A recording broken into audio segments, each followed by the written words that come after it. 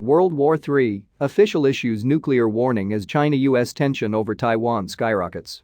All-out nuclear conflict between America and China would lead to destruction on both sides, a former US ambassador to Beijing has warned.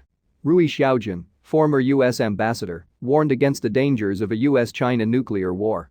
He discussed the issue during an online talk with the Washington think tank Woodrow Wilson Center. According to Taiwanese media United Daily News, Mr. Xiaojian worked in the U.S. State Department for 45 years. He served as the U.S. ambassador to Singapore, China and Indonesia. The former official highlighted how the consequences of a full-scale military conflict between the U.S. and China are as unimaginable as the conflict between the U.S. and the Soviet Union that year, Taiwanese media reported. He said this is because an all-out conflict would lead to mutual destruction.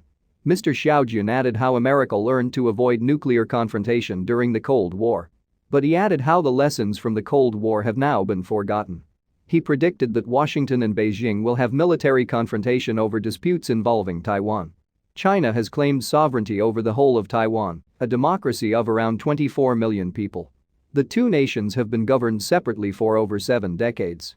However, Beijing has claimed ownership of Taiwan under its One China policy, which demands there is only one sovereign state under the name China. In January, China threatened to take Taiwan by force, warning independence means war. Beijing's war threat came after Taiwan reported a large incursion by Chinese warplanes for 2 days in a row.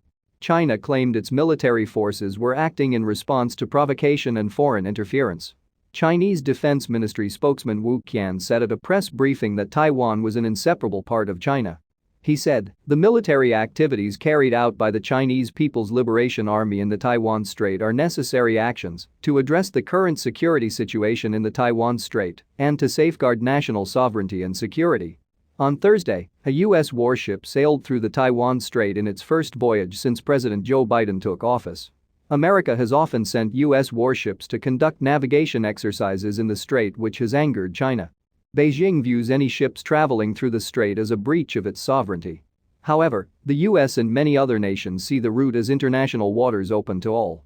The American 7th Fleet said voyage by the USS John S. McCain on Thursday demonstrates the U.S. commitment to a free and open Indo-Pacific.